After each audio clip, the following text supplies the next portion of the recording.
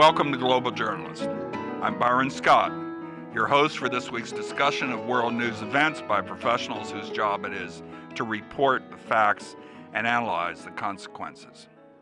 In every nation of the world, including democracies and those that merely claim to be democracies, the relationship between government and the media is a constant struggle. In today's show, we're going to look in on how some of the current headlines, including arguments over governmental power in the press, include arguments over governmental power in the press. Our panelists are experienced journalists from Europe, the Middle East, South America, and Asia. Let me introduce them to you. Barbara Trianfi, Press Freedom Advisor to the International Press Institute in Vienna, is calling today from Perugia, Italy. Barbara, welcome to the show. Thank you. Oren Kessler, Middle East correspondent for the Jerusalem Post, speaking from Tel Aviv. Oren, welcome back. Thanks for having me. From Buenos Aires, we'll hear from Gabriela Vivanco, editorial vice president of Ecuador's Diario La Hora. Welcome. Thank you, Byron. And here in the studio with me, Yue Shi, currently a Missouri graduate student who was part of the Associated Press Bureau in Beijing during the Olympics and the Sichuan earthquake not too long ago. I'm going to start with you, Gabriela. In Ecuador, the president of Ecuador has just expelled the American ambassador, always a interesting event, and probably as much as any other place in the world, the struggles with the press in the Latin American countries are at a fever pitch. Could you bring us up to date? Yes, it's interesting that you would mention the fact that Rafael Correa, the president of Ecuador, has just expelled the U.S. ambassador, because it actually happened because of a publication that a newspaper made.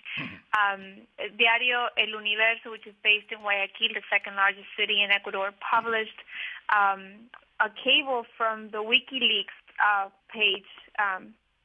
They have the exclusive to publish those cables, and they published a cable in which supposedly the ambassador criticized the president for electing a corrupt officer to be commander of the police force.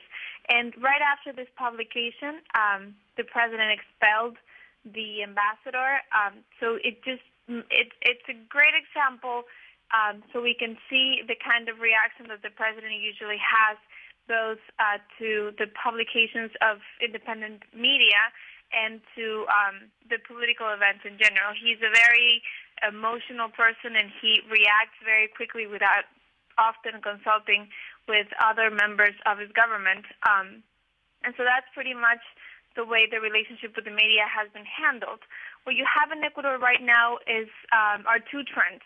The first one, which started pretty much when he came into office in 2006, was, it still is the fact that he is used to suing the media for the different things that they have published. The last lawsuit accounts for $80 million. He's asking the judge to give an indemnization of $80 million for an opinion column that was written at the same newspaper that actually published this WikiLeaks cable.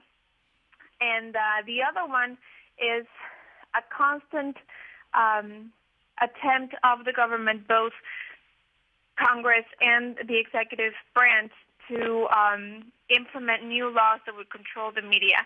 What we have in Ecuador is that on May 7th, there will be a national referendum in which the people, the vote is mandatory. So the whole country will be asked to vote on 10 questions that would reform the Constitution and different laws. They go from reform in the legal system to abolish bullfighting, to a whole range of issues, and you have two questions that actually will affect independent media. One of them is asking the people is asking if people would agree that the newspaper owners and newspaper directors and members of the board of directors are banned from investing in any other company or any other business that does not have to do with communication or telecommunications, which would really affect a lot of people. And they're saying that it's unconstitutional because it obviously limits the ability to invest or start your new enterprises or whatnot. And the other question is actually referring or asking the people to approve the creation of a new government council that is aiming, it's roughly translated, but it aims to control the contents of all media. Let me come back to you on that, Gabriela, because I want to get to our other guests if we can. Barbara Triumphi, you are based in with the International Press Institute as a press freedom advisor in Vienna. Tell me what you're doing in Italy. We came to Italy on a visit which followed up on a previous press freedom mission of the International Press Institute to look into two specific issues. One is the pluralism in the broadcasting sector, in particular as Italy is currently switching from an analogic system to a digital television system. So we wanted to understand to which extent this switch actually promotes pluralism in the broadcasting field. And pluralism is an issue because of Mr. Berlusconi, is it not? Precisely. This is an issue because the issue of pluralism in broadcasting field has been very much discussed in Italy in the last 15 years, precisely because Mr. Silvio Berlusconi is currently Prime Minister of Italy, is the owner of the biggest television network in Italy, among many other industries. And it's interesting also what Gabrielle said, that Venezuela is considering passing a law that bans media owners for investing in other businesses, which I fully agree would go against their rights. However, this concentration of economic, media, and political power in the hands of one single person in Italy has generated the current situation, which is, according to IPI's opinion, heavily affecting pluralism of information in the country. I want to bring Oren Kessler in here. Oren, you've been right in the middle of the various revolutions there in the Middle East. How is this affecting the press? And we're making a transition, aren't we, from some governments that essentially owned the press previously? It's all eyes have been on Syria over the past few weeks, and just yesterday, an opposition group posted a document to Facebook that was really remarkable. This group claimed it was a high-level intelligence plan for putting down this uprising, which is now in its fourth week, and it's a three-pronged strategy. It's media, security, and political elements. We're, of course, today talking about media, so if I could just quote a bit from this document. I should say it hasn't yet been authenticated, but a U.S. official has said there's a strong likelihood it is authentic. Quote, this is one of the media elements, quote, linking the anti-regime demonstrations and protests to figures hated by the Syrian populace, such as the usual Saudi and Lebanese figures, and connecting the lot of them to Zionism and to America. In the event of murder operations, the media will repeat the charge, or the media security will repeat the charge that there are armed gangs or extremist gangs causing the unrest. It's really incredible.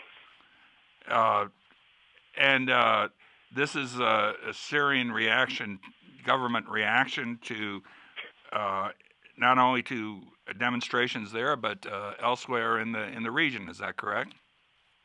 That is correct. There's mention made of the Egyptian and Tunisian revolutions, both of them successful revolutions, and it says explicitly we have to avoid the mistakes that were made in these other countries. That they didn't crack down hard enough, and they've suffered the consequences.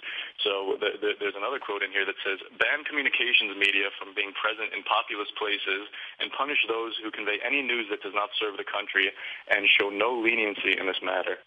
And there are also restrictions on internet, social media. They really trying to learn from these revolutions in other Arab countries.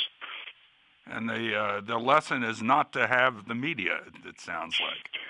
So, apparently, the lesson they've learned, and it might be a good one from their perspective, is that really the leaders that crack down hardest are the ones that are still in power, be it in Yemen, Gaddafi, the ones who, in Egypt we saw that the army was largely unwilling to fire on protesters, the same in Tunisia, and those were the leaders that went home. So it's a very cynical document, one that's almost disdainful of the Syrian populace, but very, very savvy in its own way. I want to ask Yue Shi here about really what many of us view as an extreme of this spectrum, and that is the Great Firewall of China, as it's been called, and how the Chinese government is allegedly spending great amounts of time and energy and funds to block out news of the Middle Eastern revolts, for example.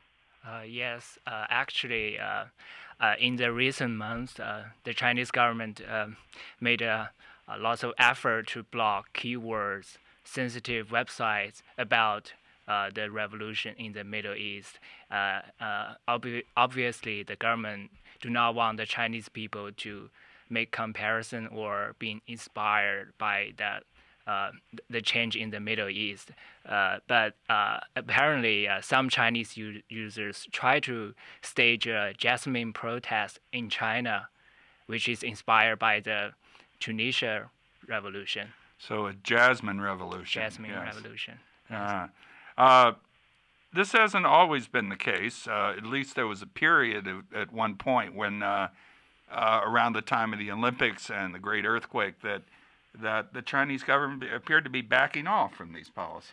Yes, that's my feeling actually, because when I worked in AP during 2007 to 2009, during the lead up to the Olympic Games, I feel that actually the media environment was slightly improved during the time, because like several of our reporters were traveling freely in the quake zone during the Wenchuan earthquake, and I didn't say they actually they did run into trouble with local officials sometimes, but after we made some call to the government State Council Information Office, they will be released with no problem. But that seems to change this year, when we knew that several foreign reporters were actually beaten in Beijing, in the capital, when they tried to cover the Jasmine Revolution. And when they asked the foreign ministry,